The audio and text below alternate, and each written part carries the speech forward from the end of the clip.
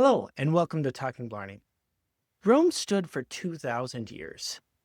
It is considered one of the greatest civilizations the world has ever seen.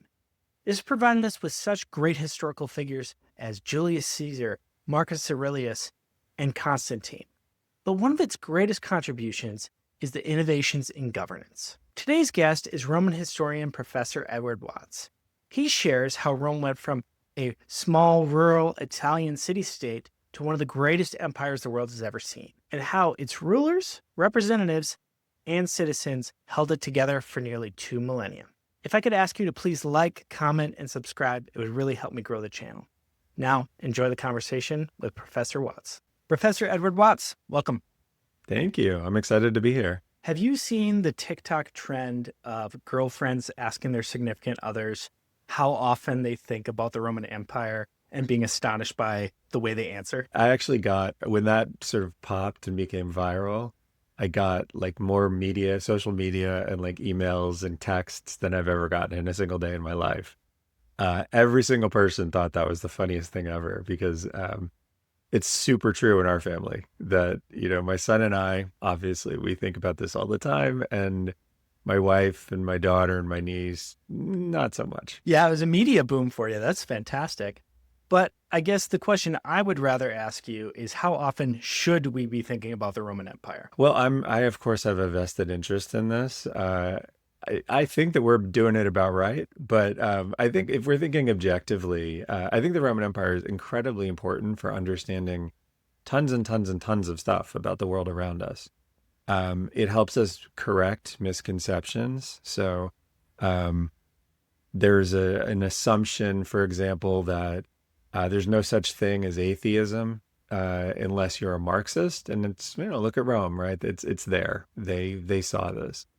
There's an assumption that societies can't last for a long period of time. Well, Rome shows us that that's not true.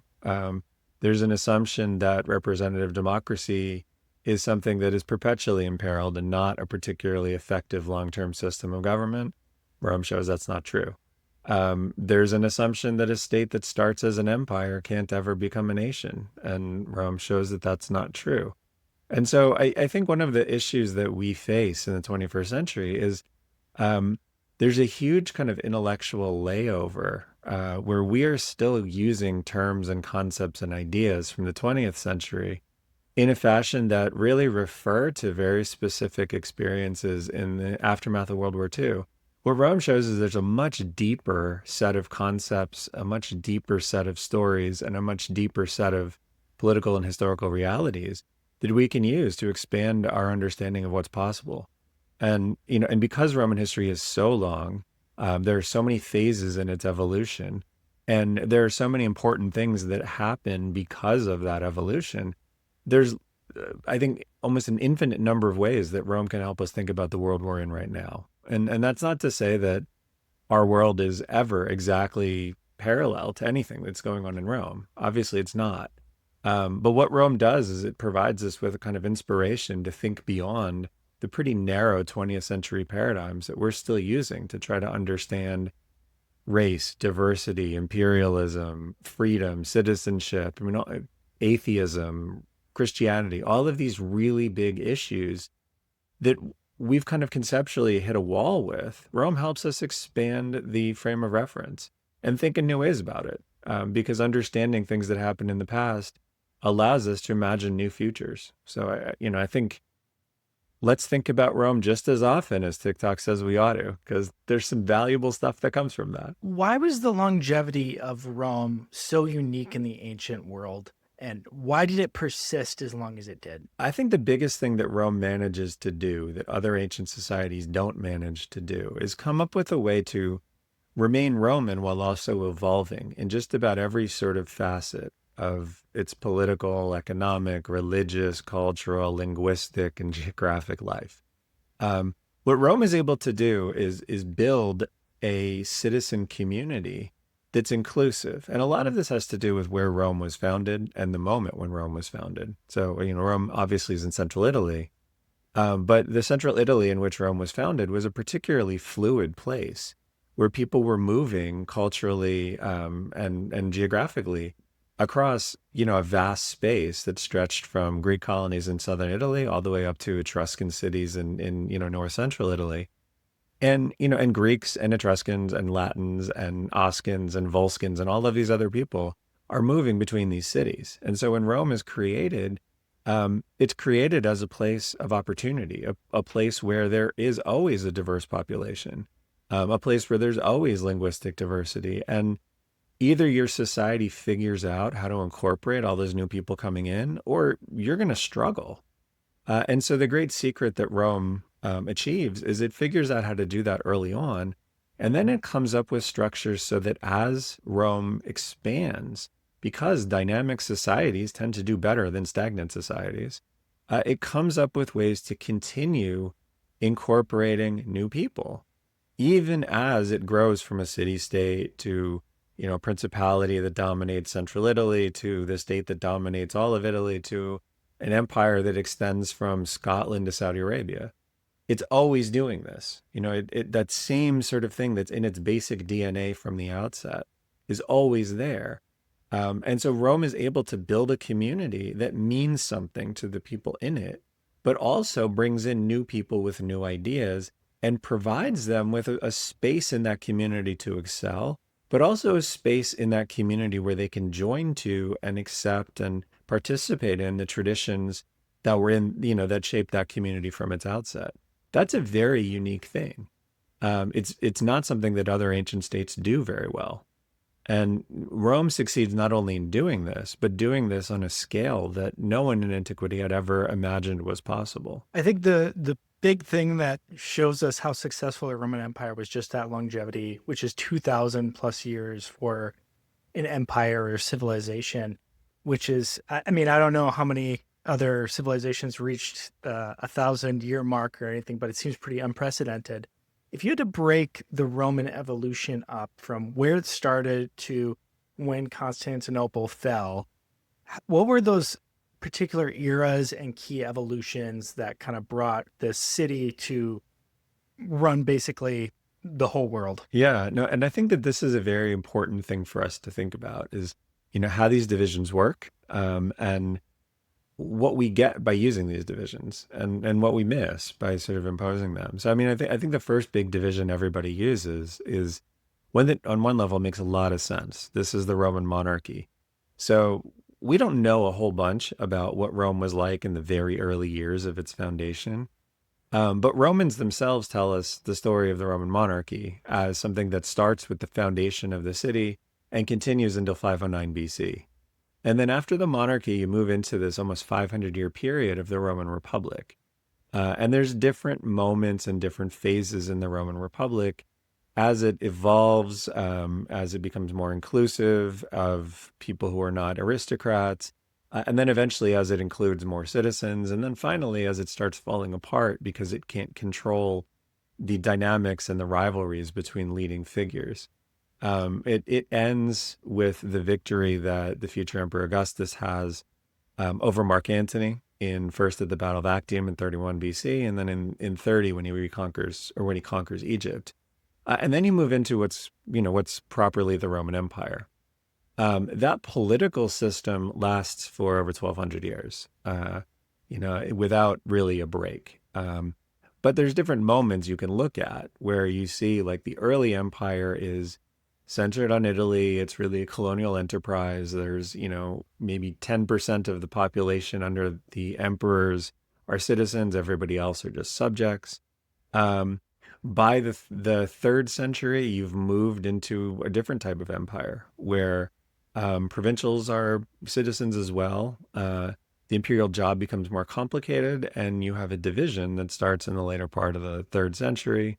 That divided empire persists really into the 5th century. And then you have the domination of the Roman East, first as something that outlasts the West, and then as something that comes back and reconquers parts of the West. And that is the period that I think is traditionally called the Byzantine Empire. Though again, I think in each of these moments where you look at these separations and you make these chronological divisions, you run a really significant risk of saying, well, this is something different. And I think what we need to understand with Rome is the evolution is constant and progressive. Um, but even when you have something that's different, the foundation of whatever that is still based on what came before. And so if you talk to somebody in Byzantium about, what's your deal? Who are you? What do you think you are? They'd say, well, are you stupid? I'm a Roman. I'm a Roman citizen. I mean, I live in the same state that was founded in the 8th century BC. The language I speak is Roman. The polity I live in is Romania. Everything about me is Roman. And I think we make a mistake by taking Byzantine history and saying, well, that's something different. It isn't to the people living through it. And the same really is true even when you look at, say, Augustus, who is clearly doing something different than a leader in the Roman Republic. But when he describes what he's doing, he says, well, yeah, this is a restored republic, right? I'm essentially the caretaker who makes sure that this republic is functional, but you as a citizen have pretty much the same rights you always did. And the state, is now more effective at guaranteeing those rights. So I think that this is the challenge we face, is there are very clear chronological divisions, but there's also very clear continuities that extend across those. And so I think the 2,000 years of Roman history can be appreciated as something with distinct periods, but also should be appreciated as something with really remarkable continuity. Well, let's start in that first period here, which is when Rome is a kingdom. How did Rome start setting itself apart from the other cities and kingdoms in Italy? Because it was competing with multiple other city-states at that time. So why did it get its start? And also, how did it outcompete all the neighboring states? This is a great question. And so Rome outcompeted the other states because, in a way, it was even more inclusive of people who came from somewhere else. So one of the things Romans did, their monarchy was not a hereditary monarchy. It was an elective monarchy. And so the kings were chosen by members of the hereditary aristocracy, but they tended not to be, and to our knowledge, they never were, direct descendants of the person who came before them. And so what they did is they held a kind of interview process where everybody took a turn serving as a king for a few days. And then they made a decision. And then the non-aristocrats voted to accept or not accept the decision. But Rome had a tradition of accepting people who were, not native born Romans even as kings because they were the best people for the job. So you have Roman kings of Greek descent, Roman kings of Etruscan descent. One Roman king was born a slave. What Rome is willing to do that other states are not willing to do is take the best person for the job. And that's very consistent with the Roman way of thinking about how their society thrives and exceeds the capacities of other societies. If you're competing with a place where the son of the guy who was king before is going to be the king now, and you just pick the best person, on balance, you're going to have a better king almost all the time. The other place might get lucky and get somebody who's exceptional, but most of the time, Rome is going to have a better king because they thought about it. They interviewed people for the position, right? It's the difference between a kind of Nepo baby at an investment bank and having an open hiring process. You're probably getting a better person if you have an open process. And so I think this is a big part of why Rome exceeds what the other states are capable of doing. But at the same time, that extended down to all other aspects of Roman society too. It wasn't just kings who they brought in who were, chosen because they were exceptional. It was just about everybody. If you had something to offer, you had a place. And we have sources that talk about this, where the fifth king, legendarily the fifth king of Rome, a man named Tarquinius Priscus, his wife actually convinced him to move from their home city of Tarquinii before he even had any aspiration to be king, because Rome was a place where his prospects were not limited. He could do whatever he wanted to do and whatever he was capable of doing. And that was not true in Tarquinius, in Tarquinii. And so this is true of Roman society in general. The leadership is better, but the sort of quality of everybody else is better too, because you recognize quality. you reward quality, and you invite people who are limited by where they come from to come to your place and exceed any kind of expectation of what they could do if they had stayed at home. I think this comes down to kind of founding principles and mythology of the founding state, right? So we in the United States, we often talk about what the founding fathers meant and everything, and they kind of, I mean, even 250 years later, we keep pulling those ideas of Hamilton and Washington and such. Is it very much the same aspect of the future generations of Romans were constantly looking back at those first innovative individuals that kind of created that representative state as this is our DNA and this is what we're going to pull through for the next 2,000 years? Yeah, absolutely. Absolutely. I mean, I think they do it even more in Rome because there is this direct connection that you should have as a Roman to your ancestors, both within your family and then your ancestors within the state. Um, and so it is maybe on the level of what we could imagine being produced in the sort of early Cold War in the United States, where it was very common in elementary schools to require people to memorize and perform the Gettysburg Address and the preamble of the Constitution and the Declaration of Independence. And even when I was a kid in the 80s, you would have performances where everybody would dress up as a founding father, and you get to be Ben Franklin, and this other person is Thomas Jefferson, and you have a conversation as Ben Franklin and Thomas Jefferson to build this emotional and personal connection with these figures who are really quite distant. But Romans did it so much better than even the US in those moments where we're really trying to heighten patriotism. Their whole education system was based around embodying these legendary figures or even these real figures whose words you had. And so Romans felt this really strong connection to people who advocated for the central values of Roman society. And there was a connection that you had to perform well. You couldn't be that kid in the fifth grade performance who kind of forgot their lines about what Ben Franklin was saying in Philadelphia. If you did that in a Roman school, they would beat you, so A it little more was important. stakes. Yeah, Yeah. like it's like now, maybe somebody laughs at you or something, but then they would beat you if you didn't do a good job. And so it's drilled into you to understand why these people say what they say, why they do what they do, and what they feel when they're saying and doing those things. And so it's a really fundamental thing about, understanding your place in the present as the heir of this, really deep and impressive and important tradition. And then also your obligation to be sure that the people who come after you have that same connection.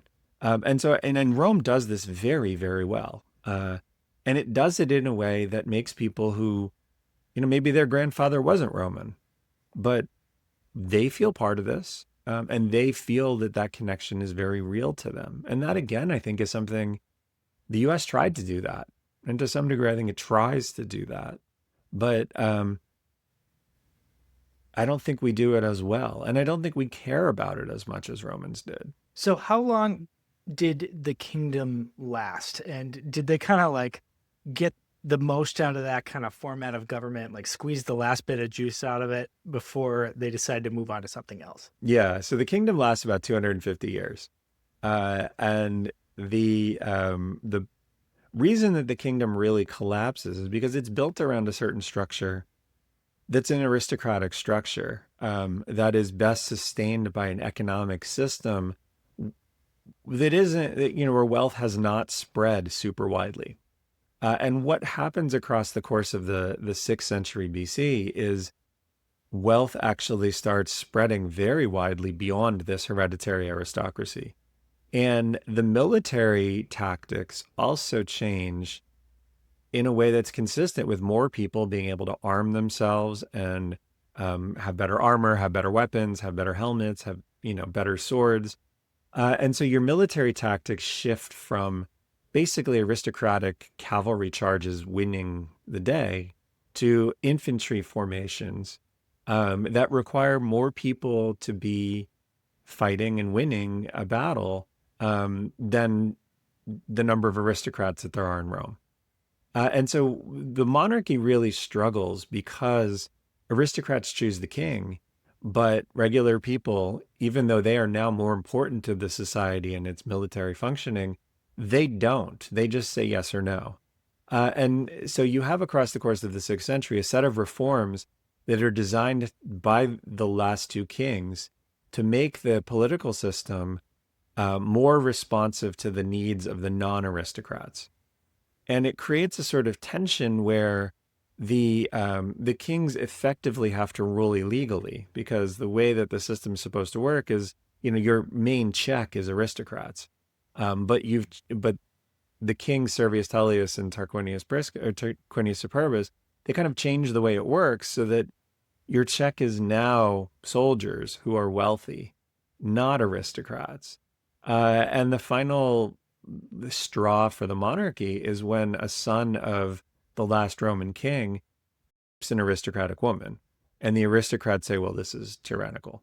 And so there is in a sense, a counter-revolution where the aristocrats overthrow the king. And when the king is overthrown, the person who represented and had empowered the members of the infantry is no longer there. And so the aristocrats effectively create a system of government that is working much like the monarchy worked, but without a monarch. So they create an office called the consulship that has two people in it instead of one. And administratively and politically, they do much the same thing as a king, but they only hold the office for a year. They must be aristocrats, and the aristocrats basically choose who's going to stand for this office, and then regular people vote. But regular people don't get to choose who stands. They just get to say yes or no. And so the end of the monarchy is in some ways really a great and strong continuation with what the monarchy was before. But also it's quite different in that you now have removed this figure who can basically pivot and create a sort of power base that's outside of the aristocracy. Now that doesn't exist anymore because your power base is limited, your term of office is limited, and it doesn't help you to appeal to the soldiers because, frankly, the soldiers are just going to say yes or no. But and so that's how the monarchy ends.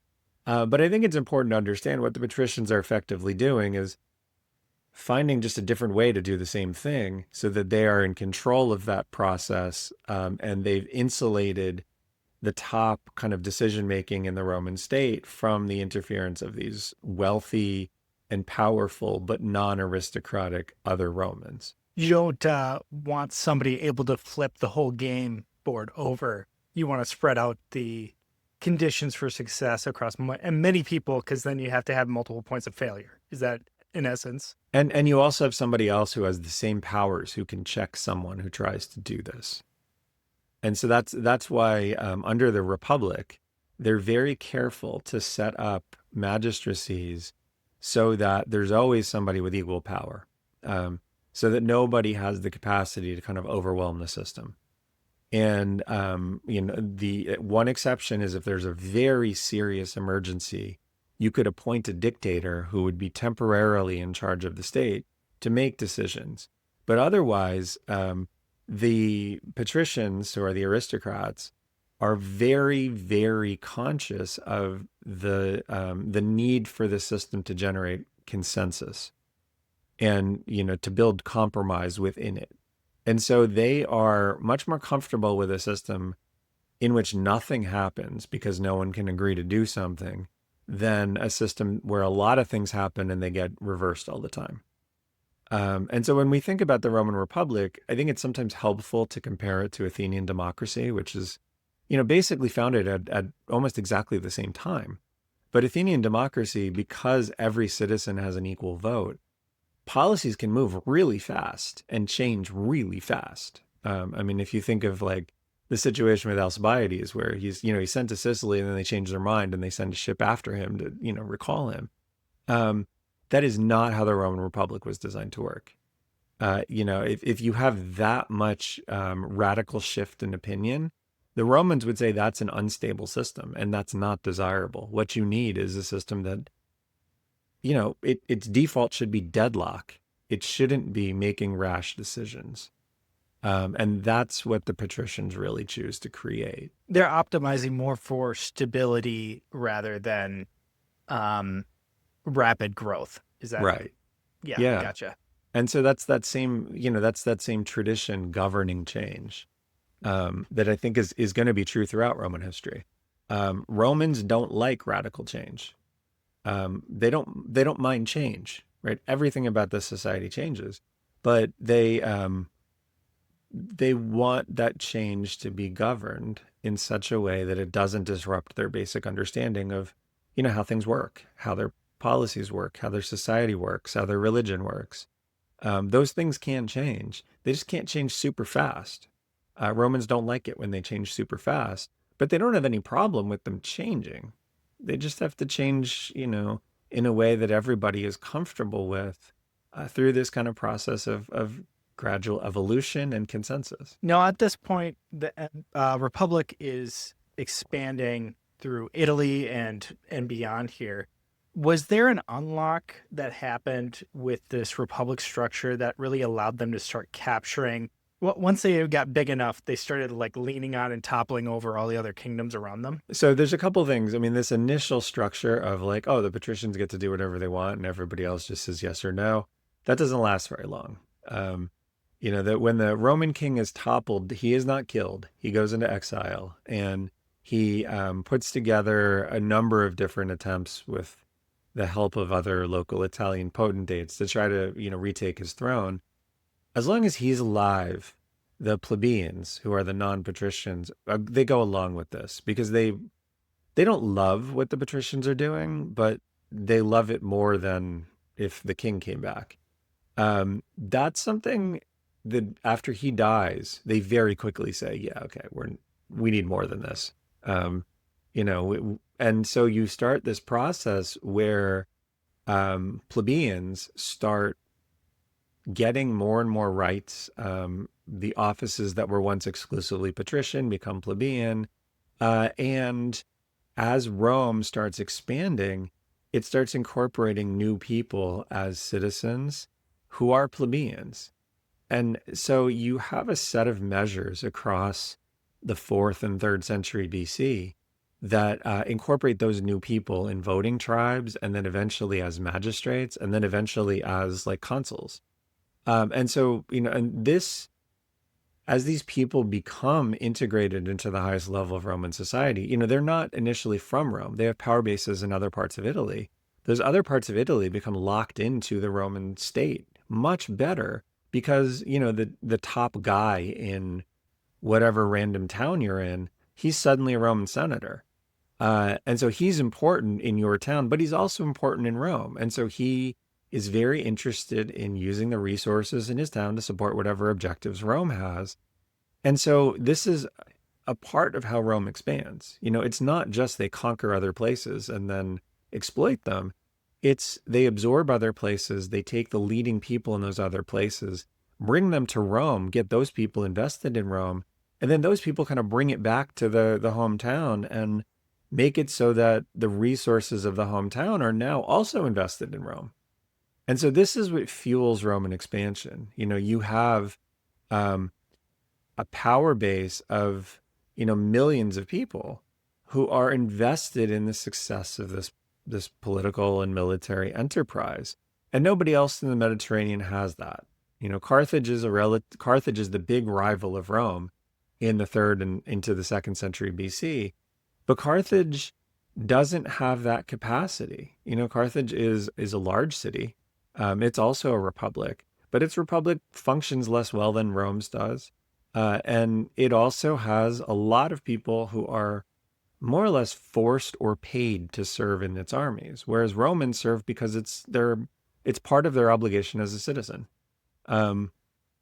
That is a different set of motivations. And you see this in the Punic War, where some of the Carthaginian troops, once they realize the war is lost, for the first Punic War, they basically rebel and flip sides, because what do they have invested in this? It's not their state. They're just serving because that's what they're paid to do.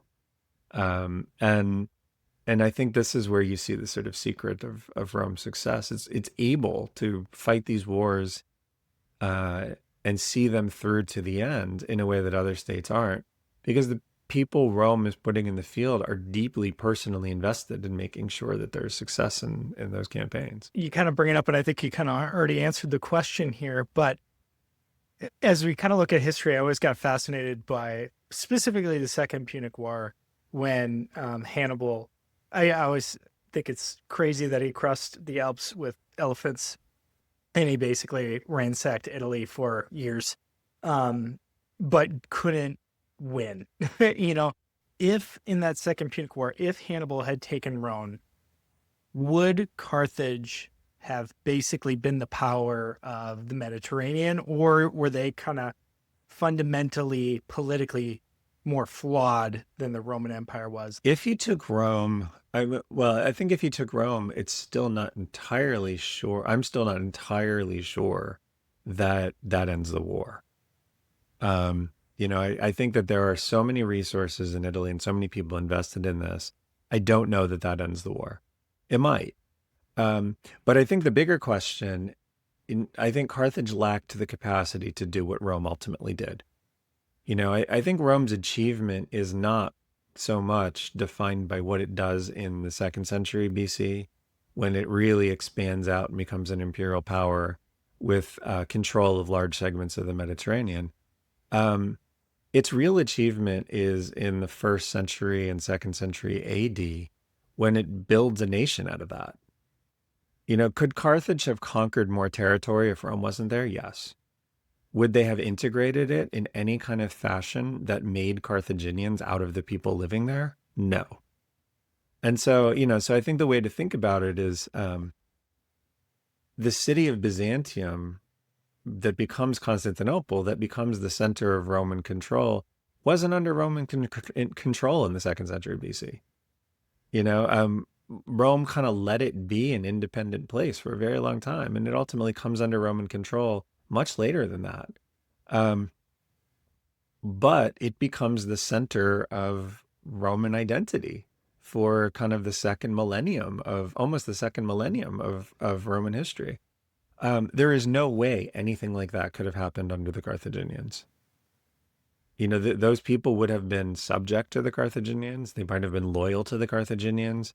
Um, but there was no way that Carthage would have been able to do that and create a kind of Carthaginian state where the whole center of it could move and everybody would understand how that happened.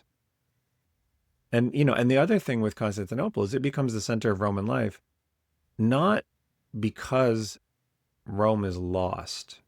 It is a center of Roman life that evolves organically because Roman life is evolving. And so Constantinople is the center of the Eastern Empire in the fourth century, when Rome is still there, when Italy is still under Roman control, when the empire still runs from Scotland to Saudi Arabia. It evolves into this position peacefully because it made sense for it to do so, not because they lost the capital and they had to find somewhere else to center their government. And that also, I think, is remarkable. It is something that I think is very hard for really any of us to understand because it's kind of inconceivable. It doesn't happen in other societies. You could never imagine Athens, for example, being based in Syracuse. With the Republic, they knock out their biggest rival, with this Carthage, after the Third Punic War. Then the Republic continues to expand. Where's the furthest extent, and why does it stall? And what is the next phase after that? So I think the furthest extent of the Republic is really right before it falls apart. And this is because Roman armies are really good. And so what happens in the course of the 60s and 50s BC is these giant citizen armies that served in the Punic Wars, they overwhelmed you with numbers. I mean, they were good, but what becomes clear to Romans especially in Caesar's campaigns in Gaul is These soldiers that serve under a really charismatic and dynamic and capable commander for a long period of time, they just become exceptional soldiers. Like they just become better. And it becomes really apparent to Romans in the 40s when Caesar takes his army from Gaul and starts fighting against Roman legions that are levied from elsewhere. These are better soldiers, like even though they have the same tactics, they have the same sort of traditions, they have the same weapons, they have the same diet almost, like everything about them is the same except for these experiences that Caesar's soldiers have had. Caesar's soldiers are just better.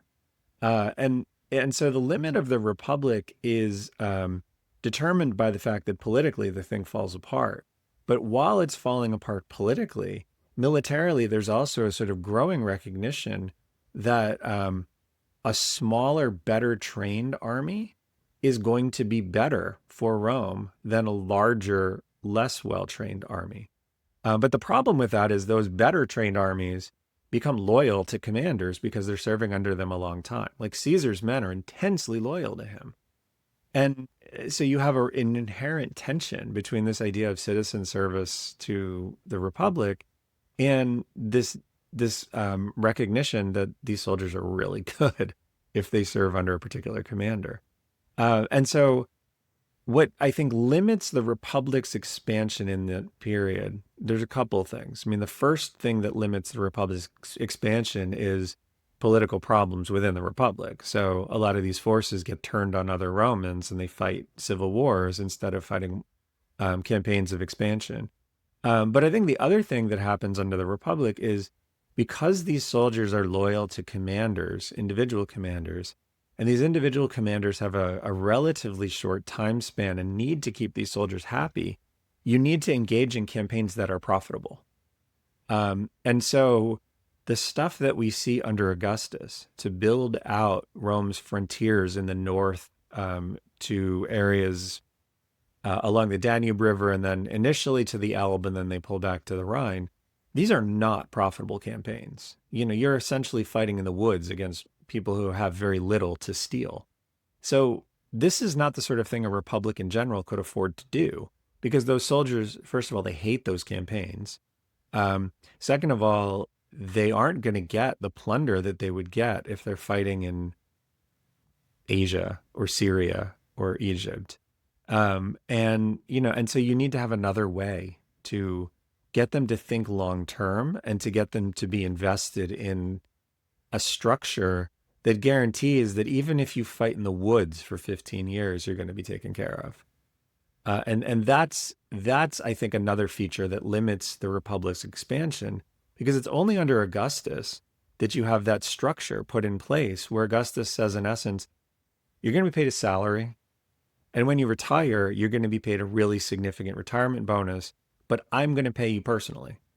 And so be loyal to me, do what I'm saying you ought to do. And yes, I know it sucks to fight in the woods in Germany or to, spend the winter fighting in Bulgaria. But like, that's what you're being asked to do. You're serving the Roman state under my direction, and I'm going to be around a long time. So when I tell you what you're getting, you're going to get it.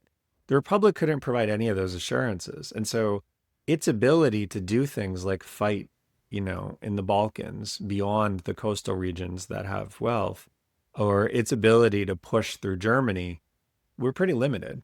And they didn't, and so I think that's another feature. Even if the Republic had been stable, I don't think it would have fought to the river frontiers that become the frontiers of the Roman Empire because the incentive structure wasn't there. As the Republic kind of fell apart, you have Julius Caesar crossing the Rubicon, and basically, in essence, starting the Roman Empire once he wins the Civil War.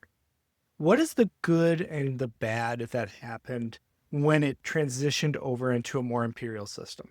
So I think that there's a set of dynamics going on, really, I think starting in the 80s BC that dictate how these people like Caesar and Augustus are figuring out what they're doing.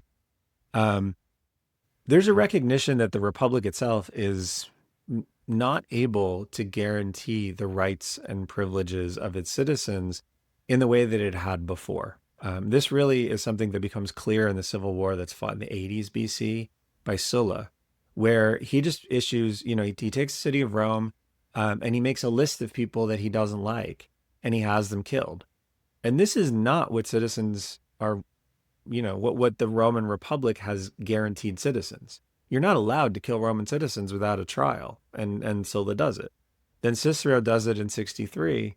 And so what Caesar really is promising is, I'll guarantee that your rights as a citizen are going to be observed. I will personally guarantee that, but you need to personally guarantee that I'm going to be in charge.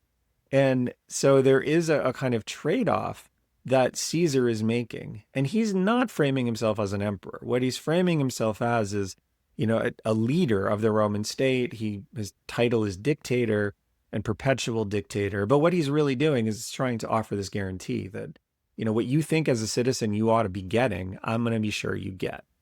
When Caesar's assassinated, it becomes clear that the model that he had is not going to work. And so what Augustus does is he builds a different version of that model, where Caesar was very apprehensive about killing anybody, even people he disagreed with, even people who had fought against him in civil war. Well, those people end up assassinating him. So Augustus has no hesitation about this. But what Augustus is willing to do is, after he wins, he kind of puts a plug in that. And he says, okay, it's over now. I am in charge. I'm going to guarantee that the Republic comes back, and that your role as a citizen is something that you don't need to worry about. No one is going to take your property. No one's going to take your life. As long as you obey the law, you're fine. And if you don't obey the law, there's going to be a trial, and your rights as a citizen are going to be observed. That's effectively what the empire is. It's Augustus saying, I'm going to be sure that these things that you expect are the things that you get. And I personally guarantee it. And I think that that's a different way of understanding what happens. Because I think we tend to see, we move from a representative democracy to an autocracy. Well, we kind of do, but we also kind of don't. Because the representative democracy, in the narrow terms of you can choose who's in charge, was more or less still doing that through the 50s, but some years it wasn't. Some years you couldn't even hold elections because there was so much violence and no one could stop it. And so if you're really looking at do you elect your leaders? Yes, there's a big shift between, say, the year 58 BC and the year 18 BC. But if you're looking at your rights as a citizen, Augustus does it better than what you would expect or be able to have in the 50s or the 40s BC. And so I think we tend to look in a very narrow way about what is the difference between autocracy and representative democracy. Romans, I think, living under Augustus would look at this much more sort of personally and holistically and say, yeah, okay, I can't really vote for who's going to be in charge, but I actually don't care because the person who's in charge is giving me what the Republic guarantees to me as a citizen. And when I could vote, I didn't get that. So why wouldn't I prefer this? And if he says it's a republic, well, in terms of how I experience it, I think he's right. And I think that's where we see that continuity, right? The experience of being a citizen is actually better under Augustus for the average Roman than it is for somebody living in the 80s BC or the 40s BC. Because now you have somebody you can appeal to. You have somebody in charge. And you have somebody who ultimately, literally will die if that system doesn't work. And so he's much more invested in that than, say, a consul who just leaves office after 1 year and people talk about how bad it was until they forget. It's as long as we get what we want, or we're guaranteed a positive outcome, we're able to deal with a little bit of autocracy to keep things stable, right? It's all about stability in the Roman mindset. For them, it's not even what we want, although they do want things and they do get things from Augustus. But I think on a very basic level, I'm a Roman citizen. I am a part owner of this thing. It's literally called the res publica because it belongs to us. And me as a citizen, I am one of that us. I'm one of that group. And it asked me to do things. It maybe asked me to fight. It maybe asked me to pay taxes, though by, say, the 30s BC or by the 20s BC, it's not asking many Italians to fight, and it's asking hardly any of them to pay taxes. Um, but, in return, it guarantees that my property is mine. No one will just take it without any just cause, without, any compensation. My life is protected because I'm a member of this thing, and the state doesn't have the right to take my life unless I do something and I'm convicted of violating a law. And regular people can't just take my life because the state protects me. And if they do that, then they will be punished. Some pretty basic stuff that like the state couldn't do in the 50s and 40s. And so I think what Augustus realizes is if I give people that, then we're actually upholding the basic compact of what it means to be a citizen, even though, yeah, there's one person in charge. And even though technically he could ring me up on charges and be the judge who sits there when I'm tried, at least there will be a trial. And that is really actually, I think, meaningful to Roman citizens in a way that's hard for us to appreciate. So when we think about like St. Paul is a Roman citizen. So when Jesus is rung up on charges, Jesus is killed in Jerusalem. He never has a right to appeal beyond the Roman governor. Paul does because he's a Roman citizen. And so he is able to go to Rome and make his case in Rome because he is a Roman citizen. And so there's a right to due process that actually means something, even to someone like Paul, who ultimately is, killed as well. It's a different experience. And it also means you're not going to be killed in this brutal way, because that is also a guarantee. Roman citizens are not crucified. Now, the empire is kind of the final form here before the split happens. One of the results of the empire structure is there's a ton of civil wars that kind of happen for control. Is that kind of a result of if you don't have external enemies, you're going to make ones internally? And did it kind of just result in a continuous conflict, so to speak, between the separate individuals that were jockeying for power? I think you get civil wars that tend to occur in spurts. If you have an emperor or even a dynasty that establishes its legitimacy, people accept it. And civil wars are relatively rare.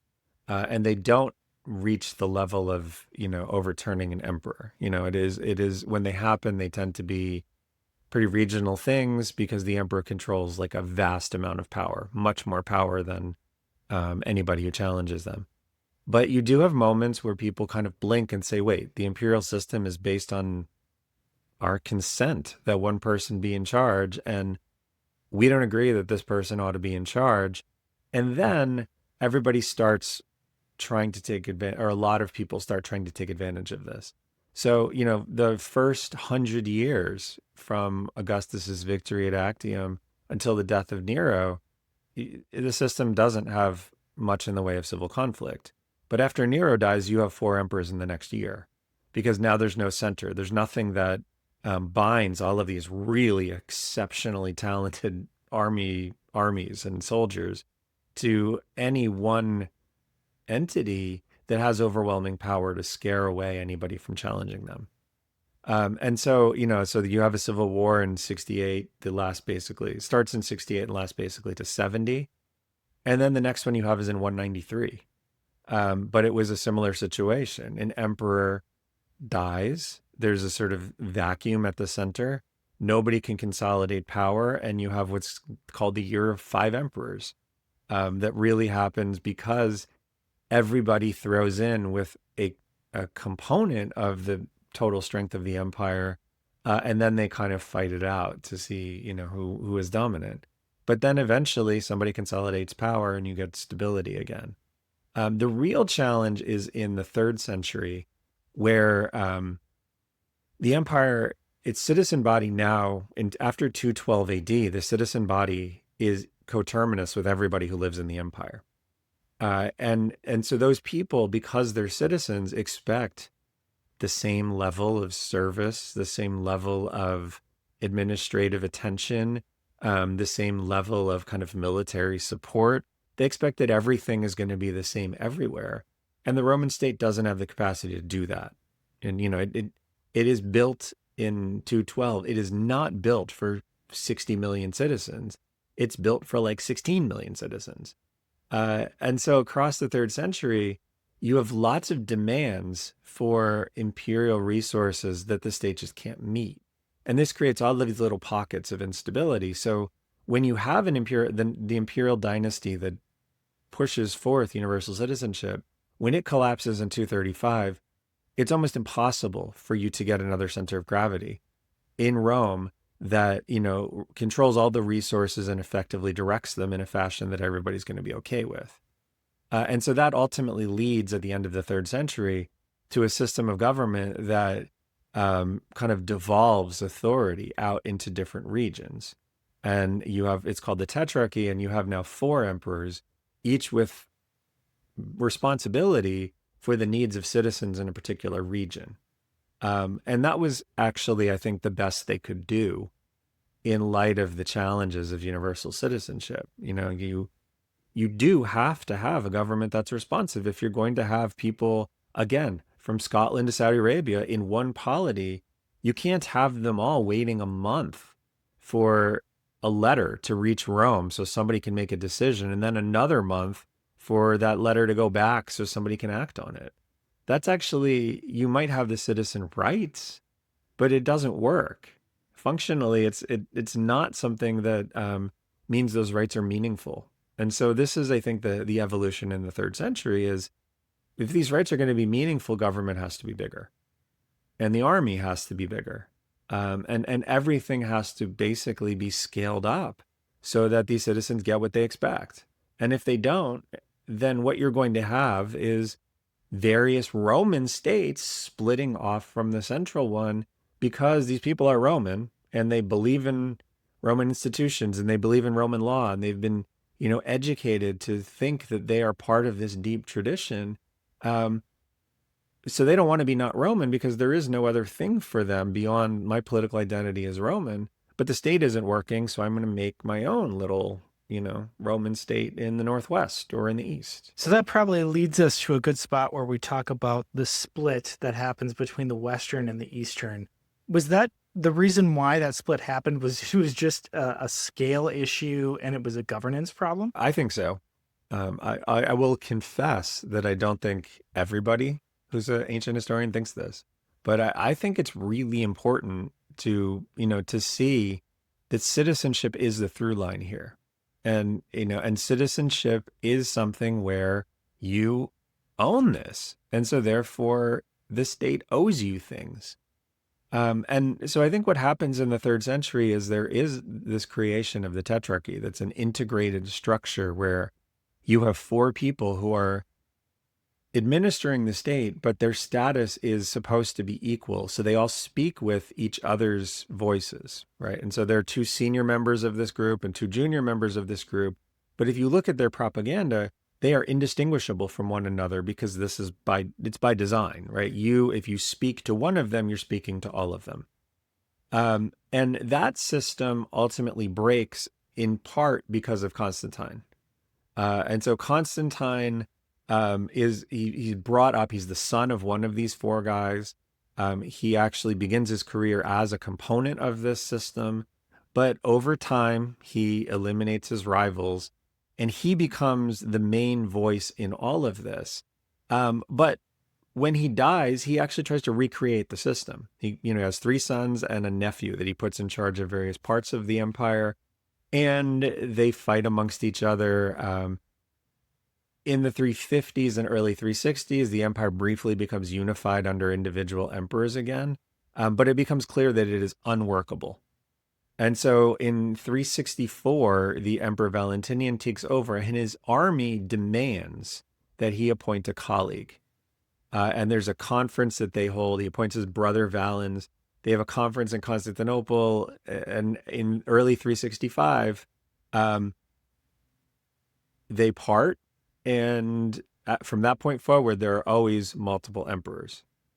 You have moments where there is one dominant emperor and some children or subordinate emperors, but there is always multiple emperors after that point because it's clear to everybody that the state is endangered if there's only one person in charge, and the state can't function if there's only one person in charge.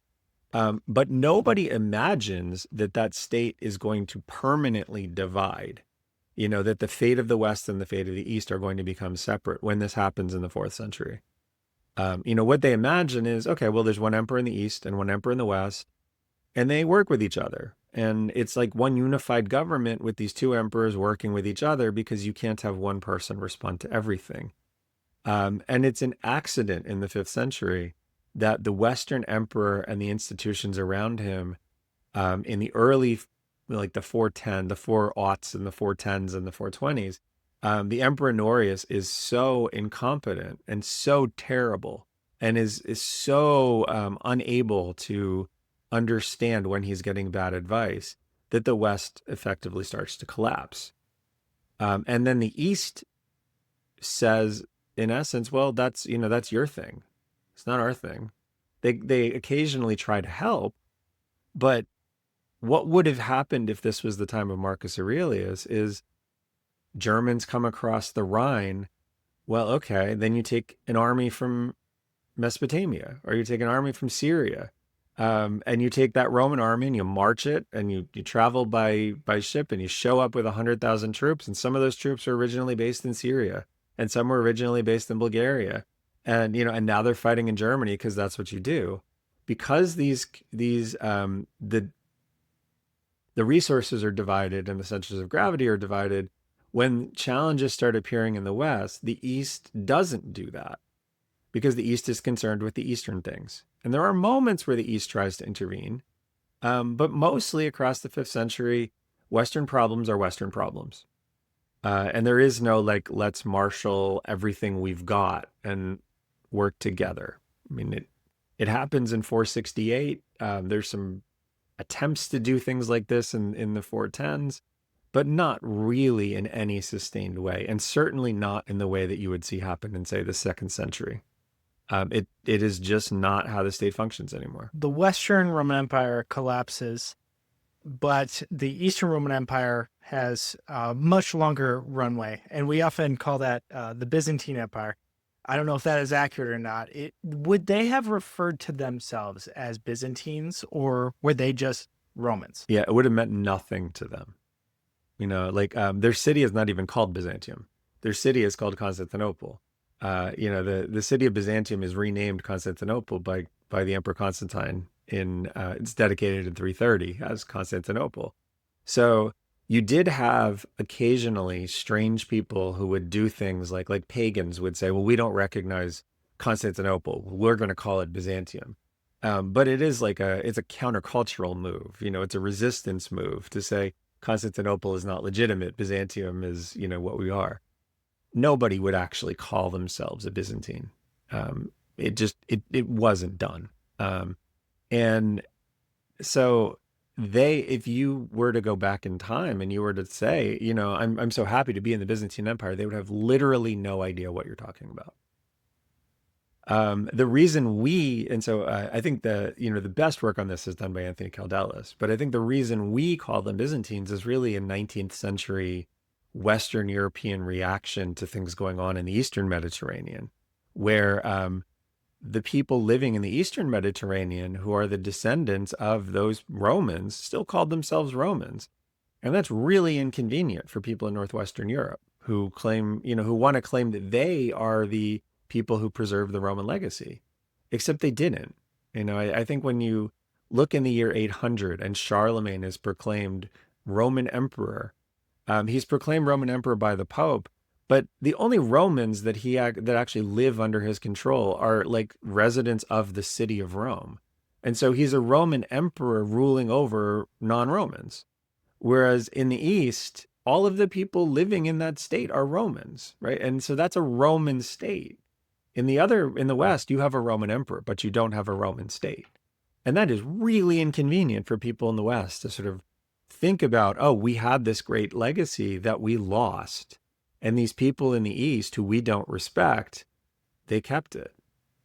We can't allow the history to be something that emphasizes what they were able to do and what they were able to preserve and what they succeeded in doing that we failed to do. How did Constantinople actually fall, and why did it last so much longer than the Western Roman Empire? I think a big part of why Constantinople lasts so long is because it has inherited these institutions of Roman governance.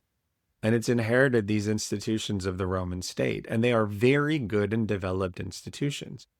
And so what you see at various moments, there are serious crisis points that you can see in the history of the Eastern Roman Empire. So obviously the 7th century, when the Arabs come in and basically take over the Middle East, the Roman Empire retreats from Egypt, from North Africa, from Syria, from Palestine, and it ends up sort of retrenching back into what's now kind of mostly modern Turkey. Um, it really struggles. It struggles for about 100 years, more than 100 years, to find its footing, really come up with a way to defend itself against the Arabs, and then rebuild its institutions. But it does. By the 8th century, it has rebuilt its economic system. It's refashioned its legal system. It's refashioned its military training. It's refashioned all sorts of things about how the Roman state had functioned before. And we have a whole spurt of texts that talk about how they do this. And they're doing it exactly in that same way we've been talking about, where they look at the traditions they've inherited, they think about the needs of the society that they're in right now, and they recast those traditions in such a fashion where you have continuity with the past in things where that continuity is meaningful and helpful. But you have evolution in places where things have changed in a significant enough way that you need to do something differently. But that conversation is always about what's new, what's old, and how do we preserve the value in what's old while also adapting and adjusting to what current conditions require us to do. And so you have then this recovery in the 9th century. By the 11th century, Rome is again the most dominant power in the Mediterranean. But then it falls into decay again in the 11th century, end of the 11th century. And it does not manage, it stabilizes itself, but it doesn't manage to really create a sustainable structure that's grounded on those traditions. It's instead doing a bunch of ad hoc things across the 12th century to try to consolidate power in whatever way it can, to carve out things so that wealthy or powerful people who want an exception, they get an exception because you need them in the moment. And so when the Fourth Crusade shows up outside of Constantinople in 1204, you have a state that doesn't have that grounding, that deep institutional grounding in the way that its government is actually working. All these things still are there on paper. But there's so much kind of ambiguity, and there's so much personal decision making, and there's so much, well, I like this person, so I'm going to do this for them, but I don't like this other person, so I'm not going to do that same thing for them. That ultimately is what erodes Roman resilience. And so when the Crusaders attack, this thing that you've seen across Roman history, where a threat emerges and the state rallies and the citizens do what's necessary to defend their state against this threat, it doesn't happen with the Crusaders. Rome could have beat back the Crusaders, but the stuff that they do in the Second Punic War, or, even in the barbarian invasions of the 3rd century AD, or the 7th century resistance against the Arabs, they don't do it in 1204 because the society is much more divided. Its institutions are not working as well as they should. And this notion that you as a Roman citizen have a common obligation to defend this thing that you've inherited, that doesn't motivate people. And so I think this is kind of how you can see the end of the story. The Crusaders are a really powerful army. They fight really well. Some of the things that the Venetians do using marines and naval technology to assault cities, I mean, the Romans had never seen anything like that. I mean, the Crusaders are really good at what they're doing. And their strategy is extraordinarily destructive because they know they can't fight in an urban environment. So they burn large chunks of the city to kind of clear it out so that they can fight effectively. So the Crusaders they fight an effective war. But the Romans also don't really resist in the way that Rome had in the past. And so it seems like a society that is different. Um, what's interesting is once the Crusaders take Constantinople, that rallying does happen. But it doesn't happen in a uniform way. And it doesn't happen as a unified Roman state. There are clusters of people who rebel, but they don't fight alongside each other. And they sometimes fight against each other, and they have different objectives and they have different claims to legitimacy. And so you do have Roman states that emerge to resist the Crusaders, but that sort of centralizing impulse and that thing that had joined Romans for 2 millennia, that's gone. And what you have instead is, individual people kind of using this Roman legacy to resist kind of after the fact, when in the past the Roman state would have resisted before the fact and would have fought much more effectively and much harder than they do in 1203 and 1204 when they're dealing with the Fourth Crusade at Constantinople. Is it one of those things that there's almost like a shelf life for a civilization that at a certain point, no matter how effective the governance was or how well things were put together, it just kind of gets old and stale and it's going to be brittle and broken at a certain point? Or like, is there just kind of a shelf life on cities? I love that metaphor because immediately what came to mind is a Twinkie, right? You know, the old story that you can have the apocalypse and the Twinkie will still survive. I think that I think probably isn't true of a Twinkie, but that's how we can think about a society, right? Like if you actually, I'll extend that metaphor for a little bit and see if I can make it work. If you take that Twinkie out of its wrapper and you put it, on the pavement in San Diego in the summer, yeah, that thing's going to die. It's going to, I don't know what will happen, but it's not going to be something you would eat a decade later. If you found a Twinkie in your basement, I don't know that I would eat it a decade later, but I also don't know that it wouldn't be edible. Because that thing has the ability under the right conditions to persist. Unlike a Twinkie, though, the state has to evolve. The world changes around it. It's not just wrapped in plastic and it just sits there. And so I think that there is no shelf life on a society that is able to balance that attachment to its traditions and its sort of central character and an evolution where new people, new ideas, new religions, new languages, new everything can be integrated into that. That's, I think, the kind of secret sauce to make something last forever on the shelf. You need to have that dynamic where it's always clear what this thing is. It's always clear that connection to the past is still being maintained.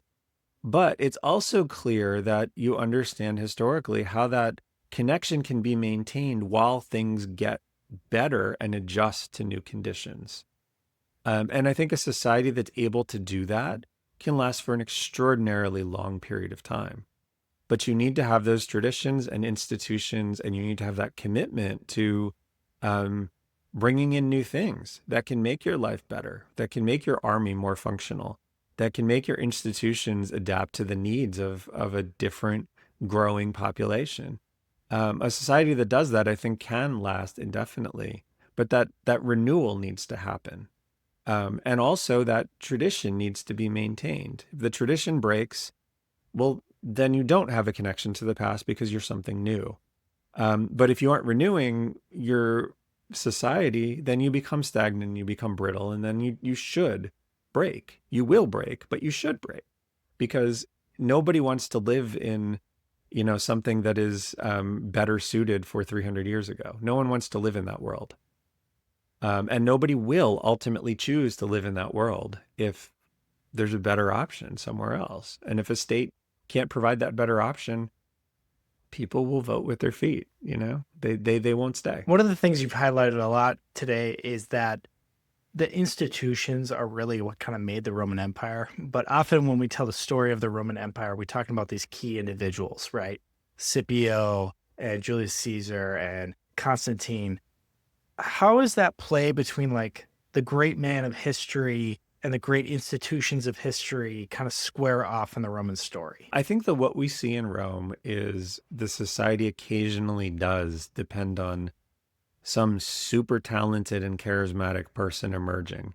But most of the time, the Roman story is about not allowing those people to emerge because the institutions are doing their jobs.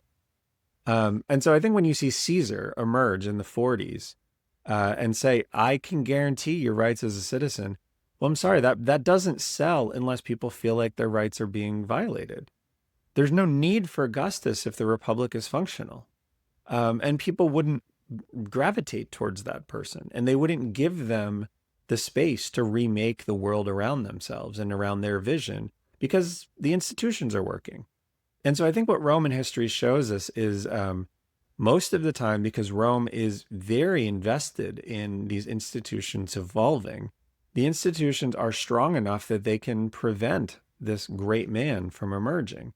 And even in the empire, the institutions are strong enough that they resist the crazy emperors and they resist dramatic kind of changes, even by really capable emperors. The really capable emperors understand that it's their job to work within that system. The crazy emperors don't understand how to get anything done because you need the system to get something done. But if the system is failing, like in the 3rd century, where there are a bunch of citizens who are not getting what they need from those institutions because the institutions aren't big enough for a citizen body of that size, then you do run the risk that somebody will emerge and say, hey, I can fix it. And, and the I can fix it person is not somebody who wants to be constrained by institutions, because that limits their ability to do whatever it is they want to do.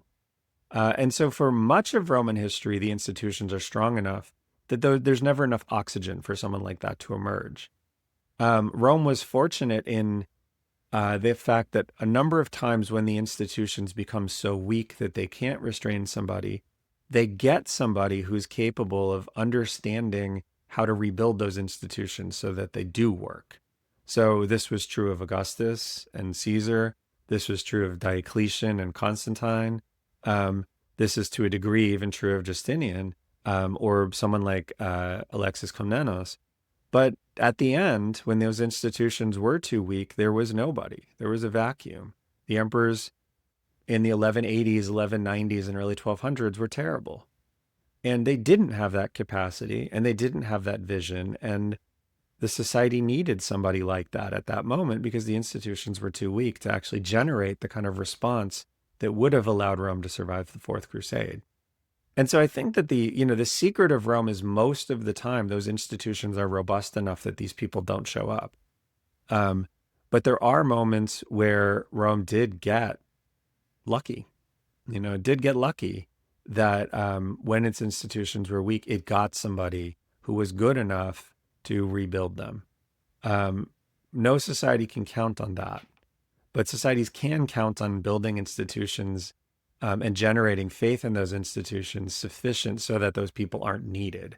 And that's what you should really look for and hope for as a citizen of a society, right? You want your institutions to support innovation and tradition and protect the rights of citizens and encourage citizens to perform the responsibilities that they have to the state. You don't want them to sit back and say, God, please give us, Augustus or whoever, Franklin Roosevelt or whoever you want to pick, George Washington, Lincoln, right? You can't count on that. You might want Lincoln and you get Buchanan, and then what are you left with? When you look at Roman history, it's very distinguished that there's a period called the Five Good Emperors, which really is emblematic of how impactful they can be, but how rare it is to have an individual of that constitution in the right place at the right time for the right situation to make things go well for the populace. Yeah, and Marcus Aurelius was one of those people. He's the fifth of the so-called Five Good Emperors. His reign is remembered as a golden age, but if you actually just step back and look at what happened, it's horrible, right? I mean, it's a smallpox epidemic that takes maybe 10 to 20% of the population. There's serious warfare for most of his reign. There's like depopulation in significant portions of the empire. The local administration in cities collapses because so many people are dead. There's major earthquakes that destroy, huge cities. Um, it doesn't seem No, you have this famous quote from Gibbon that um, the period between the death of Domitian and the death of Marcus Aurelius is the greatest moment to be alive in all human history. No, definitely not. But you had a good emperor, and part of why part of why you could even say that is because Marcus Aurelius was so good at managing the aftermath of all of this stuff that uh, it doesn't look terrible, but it was. I'm going to let you go here. I got one final question, which is if somebody's going to start researching the Roman Empire, reading books about it, how would you give them a different lens that would give them a different perspective about the Roman Empire going forward and what they are able to kind of glean from that? So I think that my book, The Romans, this is kind of what I'm trying to do, is to say, when you do Roman history, the temptation is always to pick a moment that really appeals to you and do a deep dive into it. And on some level, that makes a ton of sense, right? I mean, Roman history is immensely long, and you would never say, if you're doing American history, you're totally comfortable saying, I'm really interested in World War II, or I'm really interested in the Civil War. And so you look at these like short periods of time and you spend a lot of time researching them. And you can totally do that for Roman history. And I think in a lot of ways, what Roman historians really struggle to do is balance, what is the biggest lens that I can use to give you what you want to study this thing? And so what I would pretty much encourage people to do is whatever part of Roman history appeals to you, maybe it's the Emperor Justinian, maybe it's the late Republic, maybe it's Servius Tullius and the Roman monarchy. Whatever part appeals to you, dig into it, right? Read your sources, look at your material evidence, look at everything that you can possibly, get your hands and minds around, but then think about what's going on both sides of it and see how far that story extends, both before and after the moment that you concentrated on. And you'll learn a whole lot. And you'll learn a whole lot both about that story, but also about the larger Roman world in general. And I think we should never, ever be apprehensive about extending our stories out. Just even if it's just 10 years on either side, but extend your story out just so that you understand more and you'll see more. And you'll have a deeper awareness of the kinds of trends that are feeding into this. And Roman history, I think, invites you to always extend your lens out as far as you feel comfortable going.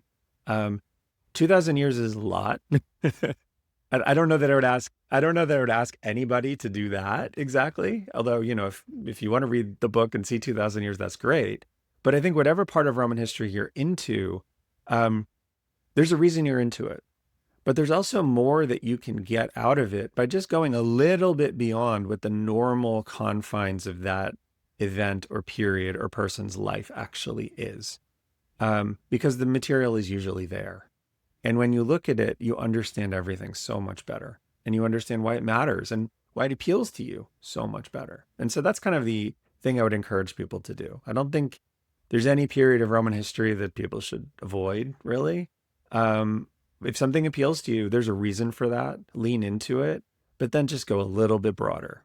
And it'll be something that really rewards you. Professor Watts, I really appreciate you.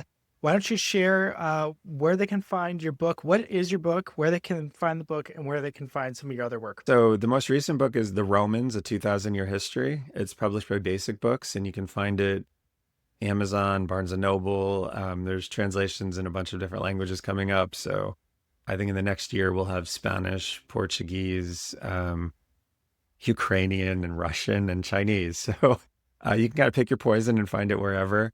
I think if you're also interested in the political aspects of this, Mortal Republic is, I think, a great way to think about Rome, its evolution, its political evolution, and then how it can inspire us to think about what's going on around us. Thank you so much.